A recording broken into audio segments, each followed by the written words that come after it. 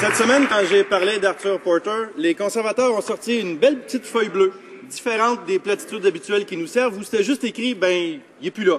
C'est pas suffisant, Monsieur le Président, pour effacer les liens entre cet individu et les conservateurs. Ça pardonne pas l'erreur qu'ils ont faite en le nommant au comité de supervision de notre service de renseignement. Mais depuis, le bureau du premier ministre a changé en cachette les règles pour ce genre de nomination. Si c'est pas admettre qu'il s'était trompé, je me demande c'est quoi. Alors, tant qu'à y être, pourquoi pas juste dire on n'aurait jamais dû donner un poste clé à un fraudeur notoire? Oh, yeah. Madame la ministre de la Sécurité publique. Mr. Speaker, Arthur Porter. Monsieur le Président, Arthur Porter a donné sa démission. On l'a accepté il y a de cela déjà un certain temps. Les leaders du Parti néo-démocrate et Parti libéraux ont été consultés et n'ont pas exprimé d'objection. Les accusations qui sont portées à son encontre n'ont rien à voir avec ses responsabilités. Une nomination au SCRS semble être aussi bon que celui utilisé pour les sénateurs.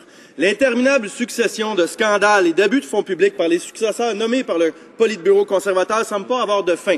Le sénateur Brazo, pendant des années, qui a fraudé la loi, a maintenant été arrêté dans une affaire plus que troublante. Et le sénateur Duffy continue de prétendre, contre toutes les évidences, qu'il vit à l'île du Prince-Édouard. Mais cherchez-les pas aujourd'hui, il doit être caché dans une cuisine. Mais il continue, ces gens-là, à être grassement payés, même s'ils fraudent, même s'ils trichent. Le premier ministre les a nommés. Il en est donc responsable. Est-ce qu'il va serrer la vis et mettre fin aux abus? Bravo. Honorable chef de la